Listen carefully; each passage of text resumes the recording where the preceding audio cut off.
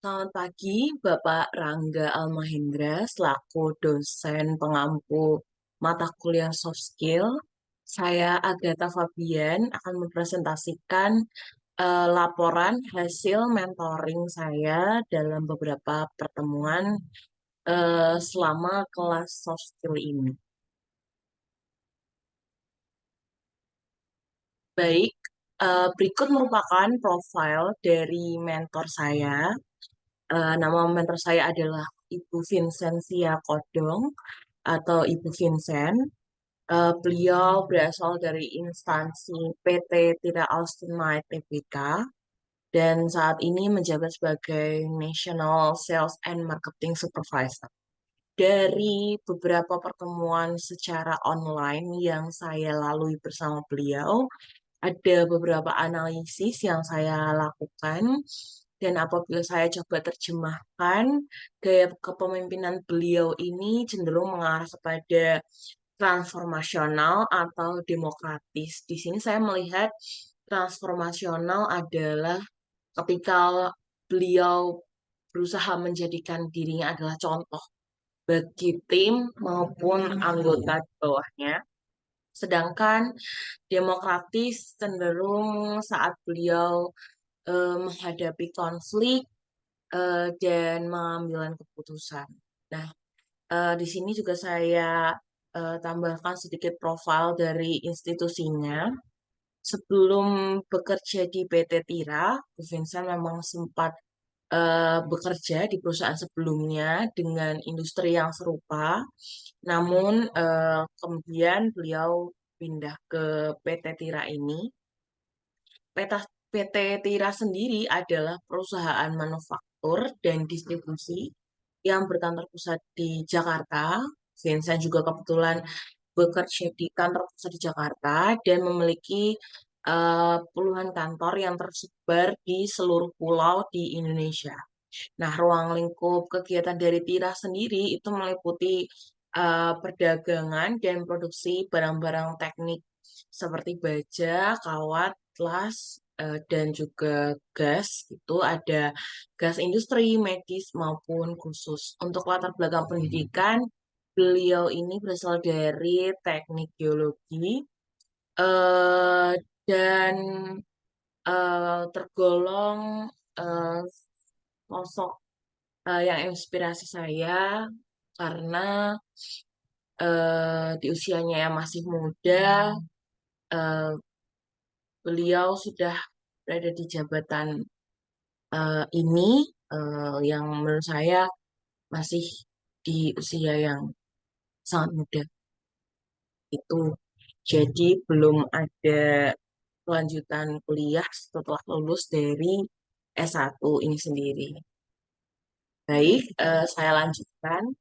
Di sini saya akan memberi pengantar tentang kepemimpinan itu sendiri yang saya ambil dari beberapa ahli, yang pada intinya bisa didapatkan kesimpulan yang sama, yakni adalah tentang bagaimana kepemimpinan adalah tentang bagaimana seseorang mempengaruhi kinerja tim atau tindakan tim untuk mengorganisir tim guna mencapai tujuan bersama. Kemudian dalam perkuliahan ini juga dianut empat tingkat konseptualisasi kepemimpinan, yakni yang terbagi dalam tingkat intra-individu, tingkat dyadic, tingkat kelompok, dan tingkat organisasi. Nah, yang pertama adalah intra-individu, itu cenderung kepada kepemimpinan di dalam diri sendiri, ya ini adalah lingkup yang paling mendasar. Kemudian daya dik sedikit lebih luas yang sudah mencakup individu lain atau lingkungan di sekitar itu. Bagaimana seorang pemimpin memberi pengaruh terhadap individu lain yang berada di lingkungannya. Kemudian di tingkat kelompok itu bagaimana hubungan kelompok berhubungan dengan anggotanya dan sudah fokus untuk mencapai tujuan bersama. Bisa jadi dari tim yang berbeda dan tentu skopnya sedikit lebih luas. Kemudian di tingkat organisasi ini tentunya melibatkan sesama pemimpin atau pemimpin dari sosok pemimpin tersebut yang skopnya lebih luas lagi, yakni tingkat organisasi. Nah, berikut merupakan hasil analisis saya. Saya berangkat untuk penentuan transformasional dan demokratis ini, saya berangkat dari karakteristik yang saya lihat dari beliau. Beliau memang tidak mengutarakan secara eh, langsung tentang karakteristik apa yang ada di beliau, namun dari penangkapan yang saya terima selama proses mentoring, karakter beliau ini cenderung individualized consideration, jadi em, akan memberi dukungan dan pendekatan apapun fasilitas dan treatment beliau itu kepada bawahannya cenderung personal dan fokus kepada pengembangan individu dari masing-masing anggota atau timnya. Kemudian beliau juga sangat terbuka dalam komunikasi, kemudian sosok yang partisipatif, kolaboratif, dan selalu ingin mensupport sebagai bentuk em, apa yang bisa beliau berikan kepada timnya, ya ini adalah supporting. Em, Kalau dikutip dari ahli kepemimpinan demokratis sendiri itu cenderung melibatkan partisipasi kelompok dalam proses pengambilan keputusan dan juga eh, kepemimpinan transformasional sendiri itu mendorong pengikutnya untuk melampaui kepentingan pribadi demi mencapai tujuan bersama serta menciptakan iklim yang mendukung untuk pertumbuhan pribadi.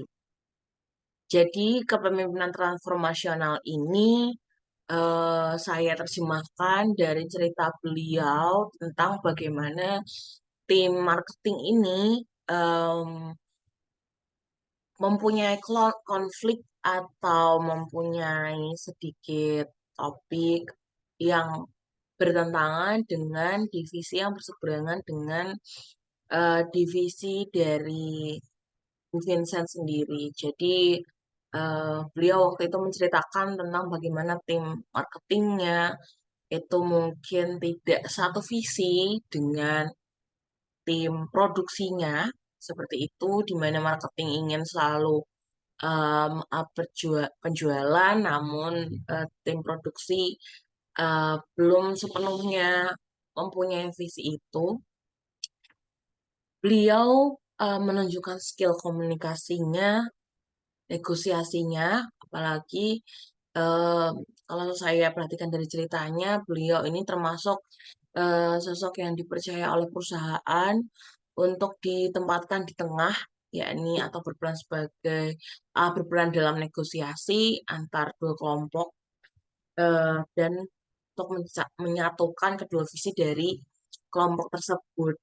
Di sini saya menangkap bahwa em, kadang Bu Vincent cenderung untuk berusaha mempengaruhi kepentingan dari tim lain, tim yang berseberangan dengan tim beliau, untuk sama-sama bisa mewujudkan apa yang menjadi visi dan tujuan saat itu. Kemudian menciptakan iklim yang mendukung, di mana beliau ini cenderung menggunakan pendekatan pribadi yang semi-semi non-formal dengan anggotanya atau koleganya, dengan menanyakan kabar, menanyakan keluarga mereka, seperti itu sehingga menciptakan iklim yang eh, cukup disukai oleh timnya, sehingga apa yang menjadi keluh kesah atau tujuan-tujuan lain yang belum terungkap ini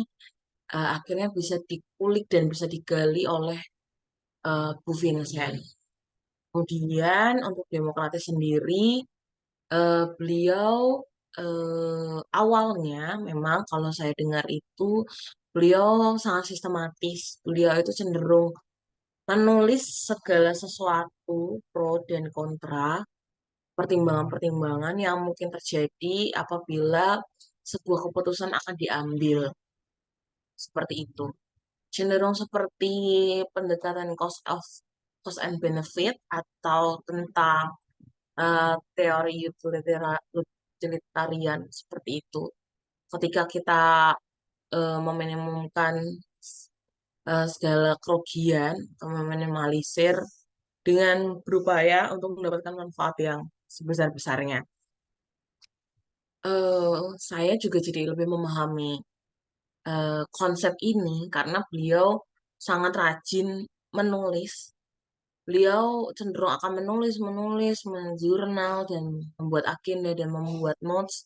Banyak sekali tulisan-tulisan kecil beliau terkhusus tentang pengambilan keputusan ini. Jadi setelah beliau sudah memaparkan itu semua, menerjemahkan apa yang beliau pikirkan ke dalam tulisan, beliau menjelaskan ini atau mengajak timnya untuk diskusi, untuk memaparkan apa yang akan dia ambil untuk menjadi sebuah keputusan. Nah, tentunya dalam case-case khusus, di mana beliau harus mengambil keputusan bersama tim. Oke, mungkin saya lanjut terlebih dahulu. Kemudian, kalau kepemimpinan tingkat intra-individu dari hasil diskusi saya eh, pada beliau bersama beliau, beliau menjelaskan bahwa pada dasarnya setiap individu memiliki jiwa kepemimpinan dalam dirinya. Nah, kepemimpinan ini semakin terasah di dalam dunia kerja, khususnya ketika berada dalam kondisi-kondisi tertentu, kondisi-kondisi mendesak juga mungkin ya. Seperti ketika sedang akan membuat keputusan, bernegosiasi dengan rekan kerja, mengatur waktu, dan menentukan prioritas. Nah, di situ dalam perjalanannya itu mengasah keterampilan kita, mengasah jiwa kepemimpinan dalam diri kita. Kemudian, Bu Vincent juga menjelaskan value dalam dirinya, yaitu integritas dan supporting. Integritas bagi beliau merupakan fondasi dari sebuah kepemimpinan untuk diri sendiri. Jadi yang penting itu peganglah etika dan peganglah nilai moral dan nilai-nilai yang baik, apa yang menjadi value-value perusahaan, apa yang diangkat oleh perusahaan, value-value baik itu harus kita pegang dan itu merupakan fondasi dan kita memimpin ini berkiblat berdasarkan itu. Jadi nilai moral dan etika yang benar harus dipegang untuk mendapatkan kredibilitas serta membentuk hubungan yang kuat dengan tim. Berikut merupakan kutipan dari beliau. Kemudian untuk tingkat yang sedikit lebih luas atau dengan tim atau individu lain, yakni beliau juga bercerita tentang adalah bahwa lingkungan kerja dan segala pihak yang terlibat merupakan aspek yang juga mempengaruhi proses pemimpin dalam mempengaruhi anggotanya. Jadi memang penting untuk mengambil hati lingkungan kerja dan pihak-pihak yang samai seorang pemimpin ini. Kemudian langkah yang diterapkan Bu Vincent untuk membentuk lingkungan kerja yang baik adalah dengan menjadikan diri Bu Vincent ini sebagai support system bagi lingkungan kerja. Jadi ini juga saya lihat-lihat merupakan bentuk fasilitas beliau juga untuk timnya, untuk lingkungan kerjanya, gitu dan juga bentuk afeksi beliau juga. Ini tentang support system. Selanjutnya adalah karena dia ini merupakan memiliki cakupan yang lebih sempit dibandingkan kelompok, maka kata kunci dari kepemimpinan di tingkat ini yang dianut oleh Bu Vincent adalah pastikan bahwa tim kita, individu lain yang ada di lingkungan kita, sekitar kita, memiliki visi yang sama dengan kita. Karena di selanjutnya, di tingkat yang lebih, skopnya lebih luas, itu Bu Vincent menceritakan beberapa case juga tentang bahwa walaupun di dalam suatu organisasi yang sama, antar tim atau antar kelompok itu secara spesifik mungkin saja memiliki visi yang berbeda dan itu mempunyai treatment yang lain. Oleh karena itu, kunci dari eh, memimpin di tim yang paling kecil adalah jadikan diri kita sebagai fasilitator untuk mereka dan mensupport mereka, serta memastikan bahwa diri lini terkecil pun harus mempunyai visi yang sama. Di tingkatan berikutnya, tantangan baru muncul adalah kenyataan bahwa visi tim kita secara spesifik mungkin akan berbeda dengan tim lain yang sifatnya berseberangan. Nah, ini yang diceritakan Bu Vincent juga, karena perbedaan ini kadang memunculkan konflik dalam kurun waktu tertentu. Walaupun tim-tim dan kelompok-kelompok ini dari dalam organisasi yang sama.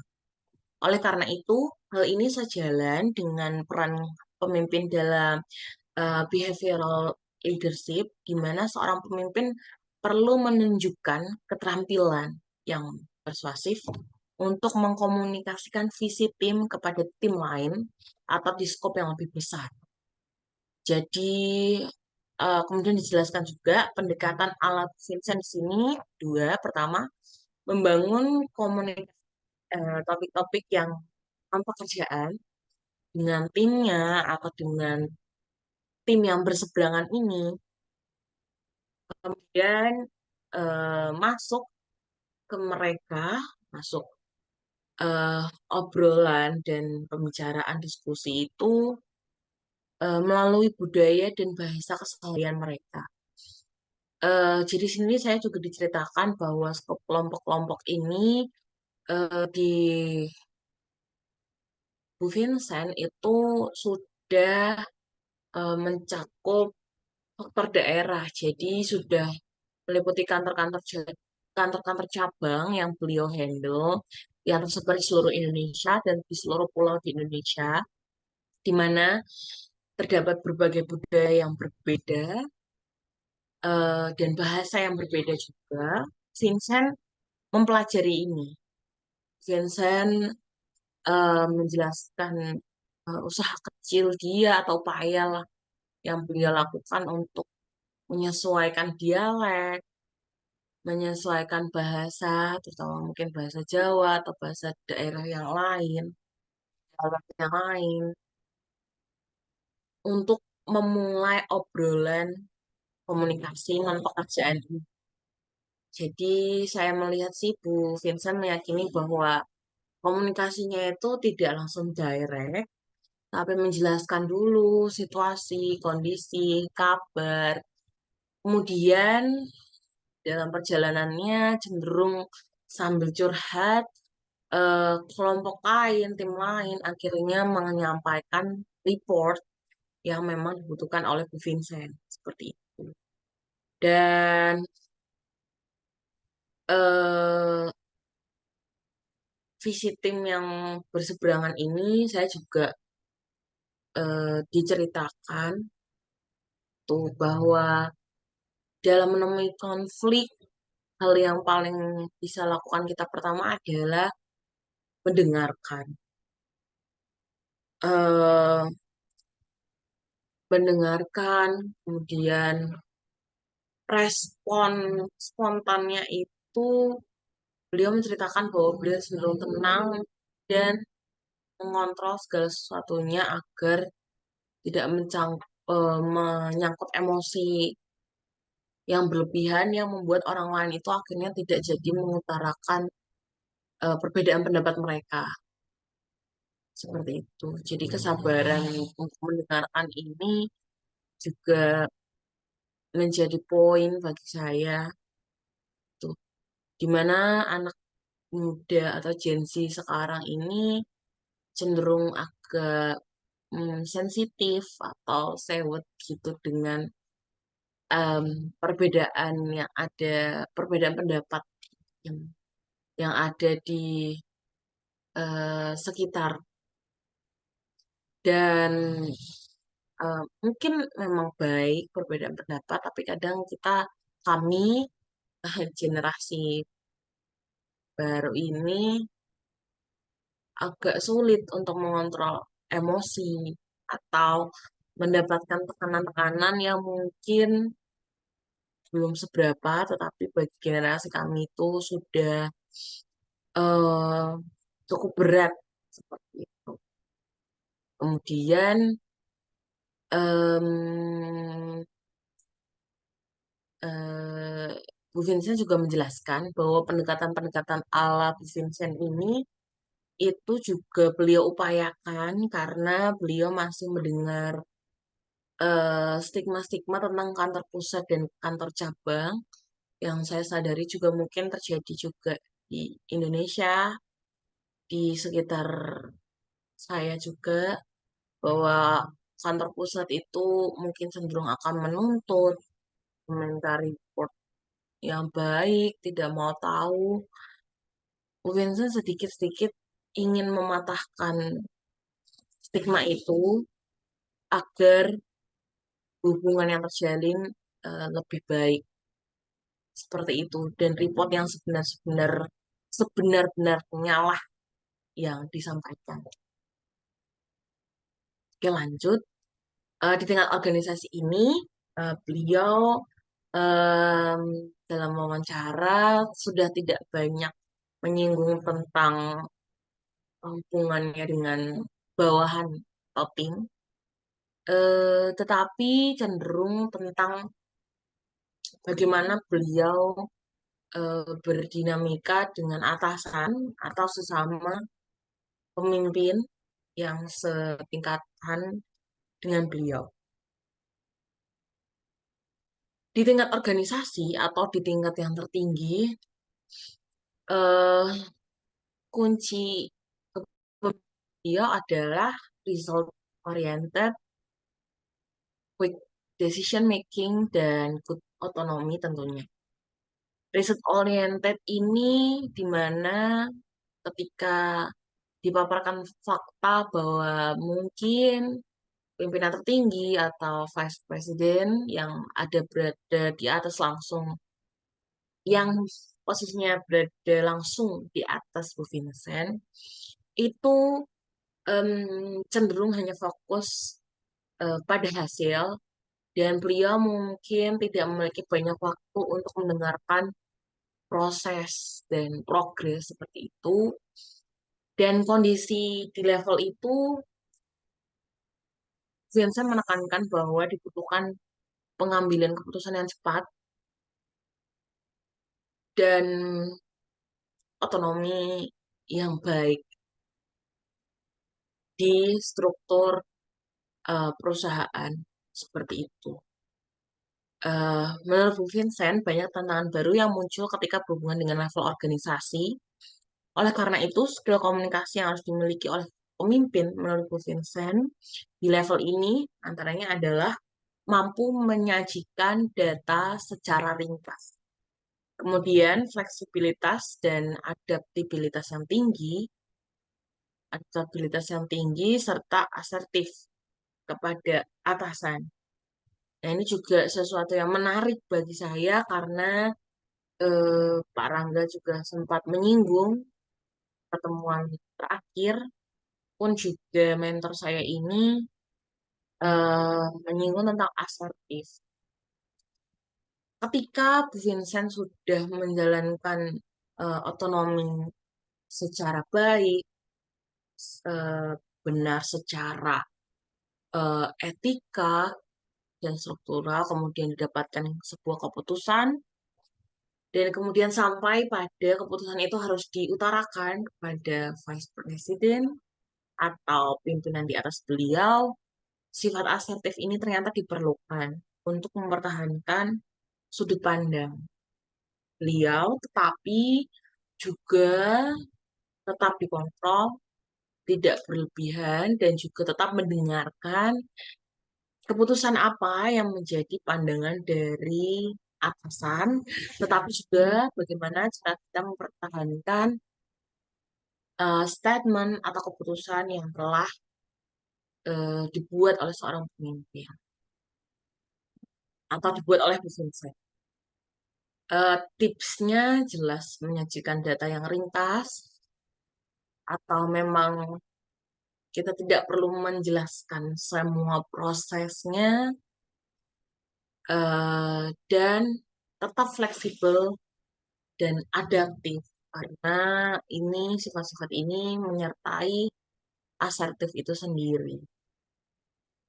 Dan em, Vincent juga menjelaskan bahwa saya dan generasi-generasi Gen Z ini eh, kadang masih terlihat banyak yang menginginkan kredit dalam dirinya, seperti ingin dihargai prosesnya, sedikit-sedikit memberikan self reward, atau mengakui keberhasilan tim adalah karena keberadaan dirinya secara individu.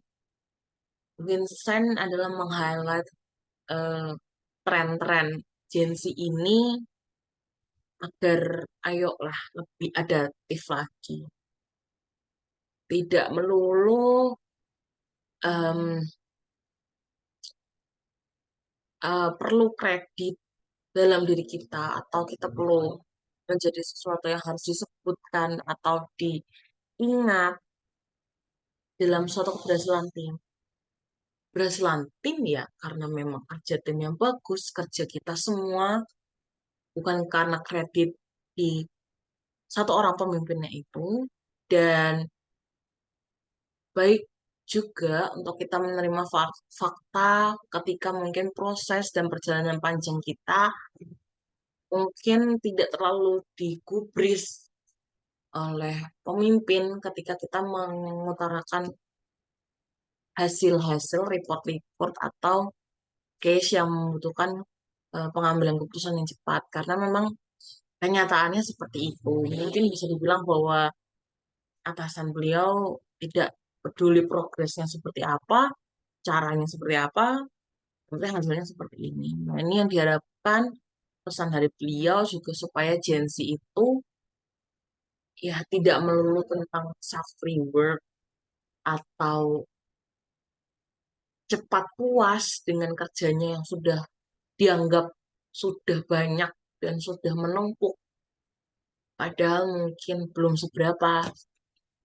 Ini juga pengalaman kerja seseorang yang sangat memotivasi saya bahwa untuk bisa lebih tahan banting lagi, untuk bisa menyadari bahwa kadang kami Gen Z itu sudah merasa sibuk, sudah merasa tugasnya banyak banget, padahal nanti di real life-nya, di kerja, di dunia kerja, pasti lebih berat daripada ini semua. Dan Vincent di sini menjelaskan ini kepada saya secara sangat nyata seperti itu. Kemudian ini refleksi diri saya setelah melampaui beberapa pertemuan. Singkat saja bahwa integritas dalam diri adalah penting untuk membangun kredibilitas, untuk menjadikan diri kita sebagai contoh, contoh yang beretika baik, menganut nilai-nilai value-value yang baik dan yang benar, dan menjunjung itu, serta jujur, dan intinya integritas itu adalah hal yang penting. Kemudian dipaparkan fakta-fakta lainnya juga dari fakta-fakta yang telah dipaparkan bahwa kondisi konflik, perbedaan pendapat, permasalahan di kantor, itu biasa, dan hal-hal inilah yang menguatkan pemimpin dan mengasah keterampilan pemimpin untuk mencari, untuk menggali lebih dalam metode-metode pendekatan-pendekatan, keterampilan-keterampilan, mengubah cara komunikasi supaya lebih bisa mempengaruhi kinerja tim. Oh ya, saya juga teringat waktu itu di sini beliau juga menceritakan bahwa ketika akan berhadapan dengan seseorang tim pihak yang eh, agak berseberangan visi dengan beliau atau kontra dengan tim beliau, Bu Vincent akan mengubah cara komunikasinya. Bu Vincent menuliskan alur seperti mungkin alur cerita seperti itu, dimulai dari mana beliau harus menyampaikan informasi ini. Dimulai dari cerita ini, kemudian cerita yang lain, faktor ini, faktor lain itu, baru intinya itu di akhir. Jadi, dan sekali mungkin tidak langsung to the point, agak gunakan intro yang agak panjang, baru beliau akan menyampaikan maksud itu. Ini juga merupakan salah satu bentuk cara komunikasi dan ternyata cocok di lingkungan kerja beliau. Jadi memang sebuah opsi juga yang baik untuk mengubah cara komunikasi atau mengasah keterampilan dalam berkomunikasi. Kemudian, poin yang terakhir adalah sangat normal jika bertemu dengan atasan yang hanya result oriented, yang mau tahu jadinya saja, dan tidak memiliki waktu untuk memahami proses dan keadaan.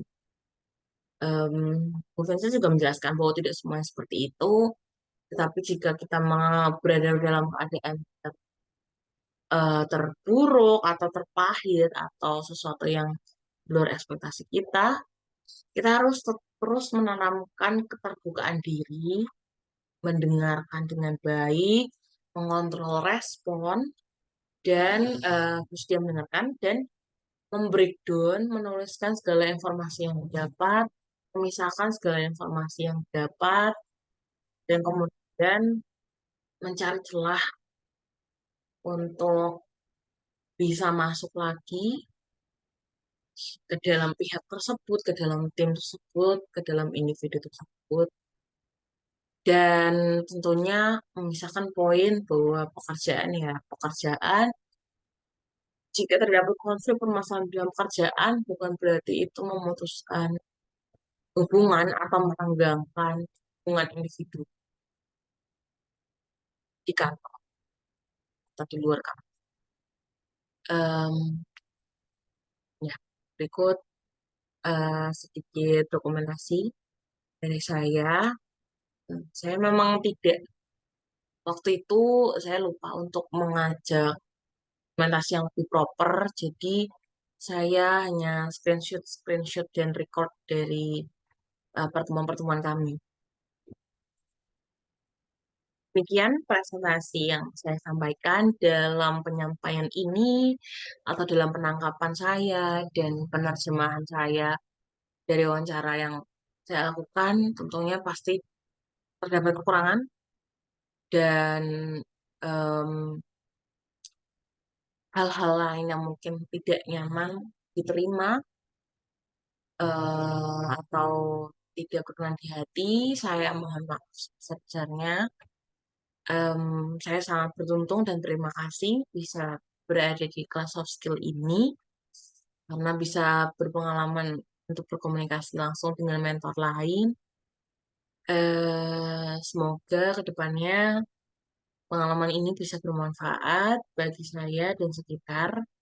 Dan saya mengucapkan terima kasih sebesar-besarnya kepada Pak Rangga atas bimbingannya selama semester ini.